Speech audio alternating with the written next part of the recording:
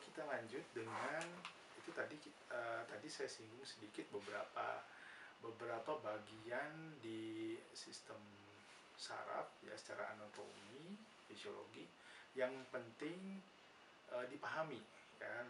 Tapi nanti juga mohon mahasiswa juga memahami bagaimana impuls saraf itu bisa timbul ya, dalam arti bagaimana dia berjalan dari dendrit sampai ke akson. Itu juga penting dipahami karena ada beberapa kondisi di mana kekurangan dari beberapa elektrolit yang membuat terjadinya perubahan pada perilaku dan itu juga jadi elektrolit ada hubungannya juga ya? Iya, contohnya seperti klorida atau kalium itu juga mempengaruhi impuls ya. Jadi kita juga perlu pahami. Oke. Sekarang kita masuk kepada saya akan membahas tentang bagaimana sebenarnya si otak itu sendiri, otak kita ya berkembang ya dan itu berpengaruh kepada perilaku kita ya. Dan ini nanti saya akan hubungkan dengan perkembangan manusia yang kemarin kita pelajari ya, atau kita bahas ya. Jadi sebenarnya pada waktu kita lahir atau waktu konsepsi, sebenarnya itu yang penting adalah perkembangan dari sistem saraf ya. Trimester pertama, kalau misalnya Bung Sam ingat, trimester pertama kehamilan itu adalah pembentukan yang paling penting di situ, pembentukan dari sistem persarafan.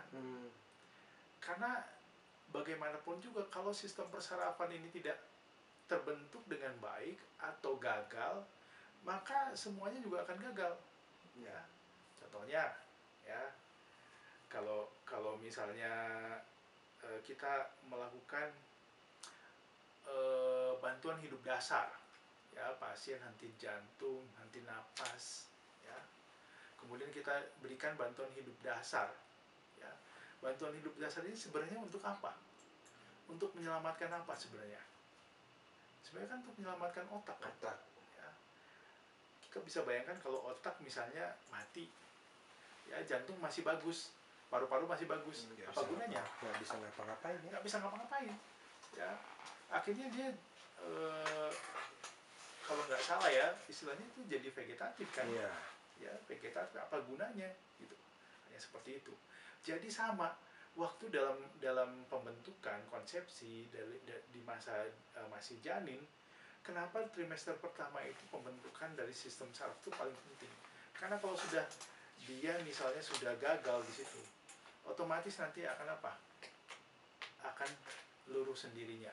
Ya, saya jadi waktu saya baca ini, jadi saya langsung berpikir, oh makanya kenapa orang bisa keguguran? Bisa saja karena apa? Kegagalan dalam fungsi apa? Pembentukan fungsi dari sistem persarafan. Ya. Nah, kemudian saya jadi berpikir, kalau sudah terbentuk, ini kenapa ya? Dulu pernah saya waktu anak saya belum lahir, istilah lagi hamil, istri saya bilang, ini ngomong dulu sama anaknya di perutnya, diulus-ulus. Saya bilang, ngapain diulus-ulus diajak ngomong? Ternyata dengan itu menstimulasi perkembangan otak. Saraf ya. Ya, saraf si janin itu sendiri. Ya, oke. Nah, pada waktu anak itu lahir, ya janin lahir menjadi bayi, ya sistem saraf pusat itu sebenarnya belum berkembang dengan sempurna, tetapi jumlahnya memang lebih banyak dari jumlah kita orang dewasa. Ya, neuronnya itu lebih banyak, 2 kali lebih banyak daripada orang dewasa. Tetapi yang kurang adalah sinaps. Sinaps inilah yang memampukan seseorang ya memahami impuls atau stimulus yang datang. Ya, jadi perkembangan sinapsnya itu masih sedikit. Ya, masih sedikit terbentuk sinaps. Ya, nah bagaimana caranya supaya sinaps ini bisa berkembang, ya, atau bertambah banyak? Ya. Salah satunya adalah dengan adanya pengalaman bersama pengasuhnya. Siapa pengasuh dari bayi? Orang tuanya, atau ya pengasuh yang lain selain orang tua. Nah, oleh sebab itu pada waktu perkembangan bayi kemarin yang saya sempat singgung, ya harus timbul adanya rasa apa? Percaya. Bagaimana seorang anak bisa percaya kepada lingkungan di sekitar kalau tidak ada stimulus, tidak ada pengalaman, ya, ibunya masak nyuci, kemudian anaknya dibiarin, maka itu sinapsnya nggak akan berkembang. Ya. Saya pernah punya pengalaman waktu saya pendidikan di Bogor, ya, kemudian saya di satu warga, di satu RW, kebetulan saya diminta pegang di satu RW, ada satu anak sudah umur 6 tahun masih digendong. 6 tahun masih digendong? Masih digendong. Kemudian saya tanya, kenapa masih digendong? Terus ini neneknya bilang, iya karena dia nggak bisa jalan. Apa karena sakit? Saya bilang, enggak.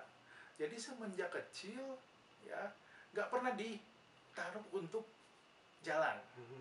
Ya, nggak pernah. Akhirnya dengan sendirinya dia tidak bisa apa?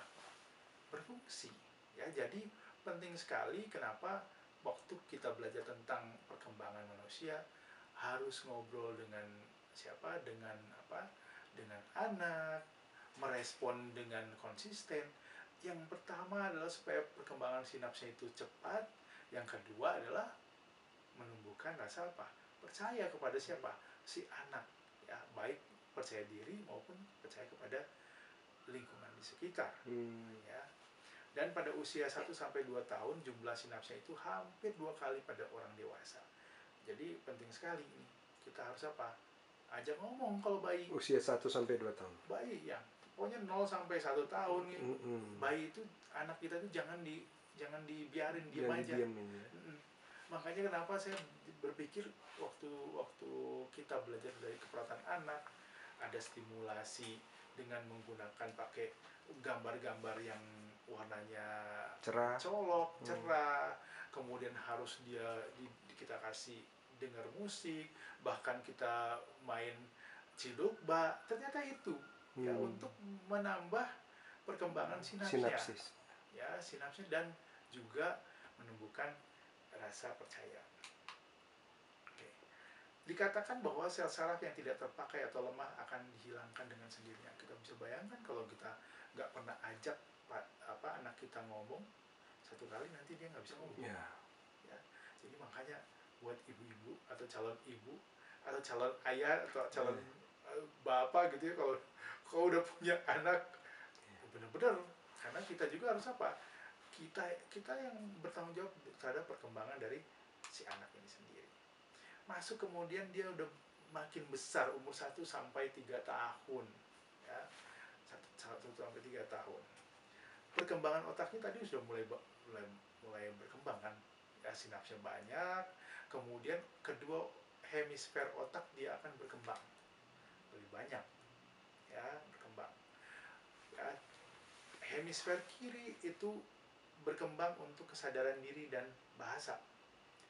Makanya kenapa anak umur segitu itu selalu mencari tahu, eksplorasi, semua dipegang, semua lubang ditusuk-tusuk, ya, sampai kita kewalahan. Ya. Bahkan juga perkembangan bahasa. Ya.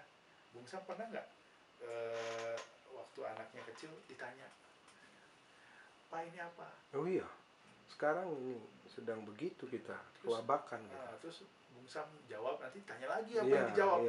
Nah itu sebenarnya kadang-kadang kita sebagai orang tua kan suka kesel, aduh ini hanya melulu gitu ya. Padahal sebenarnya itu adalah salah satu cara supaya apa? Itu mengembangkan hemisfer otaknya. Ya. Dan perkembangan untuk hemisfer kanan itu dia bertanggung jawab untuk emosi dan perasaan diri. Ya. Jadi sudah mulai ada emosi. Jadi paling bagus ya memang kita waktu masa